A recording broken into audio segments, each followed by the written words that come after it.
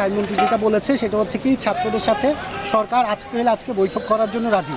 এখন ছাত্ররা যখন বসতে চায় তাদের যে কোটা সংস্কারের আন্দোলন সেটাকে নীতিগতভাবে সমর্থন আমরা এর আগেই কিন্তু আমাদের যে আহ্বায়ক ছিল উনি কিন্তু অলরেডি বলছে যে আমরা ক্লাসে ফেরত যেতে চাই।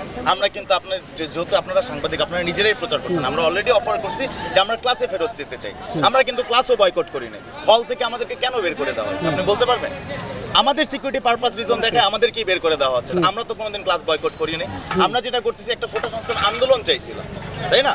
সেটাকে একটা সহিংস পর্যায়ে নিয়ে যাওয়ার পরে সেখানে কি প্রুফ করতে চাচ্ছে, কি আসলে চলতেছে, উই অল ডোন্ট নো। একটার পর একটা ছাত্রের উপর অ্যাটাক চলে যাচ্ছে। ওয়াই? কতক্ষণ আগে ফায়ার করছে। এখন যেটা আইনমন্ত্রী বলেছে আমরা বসতে রাজি। আমরা তো আগে থেকেই বলছি যে আমরা ক্লাসেও ফেরত যেতে চাই, আমরা তাদের সাথে বৈঠকেও বসতে রাজি আছি, কিন্তু আমাদেরকে বৈঠকে বসার মতো পরিস্থিতিটা দিতে হবে। সে কিন্তু পরিস্থিতি দেওয়া হয় না।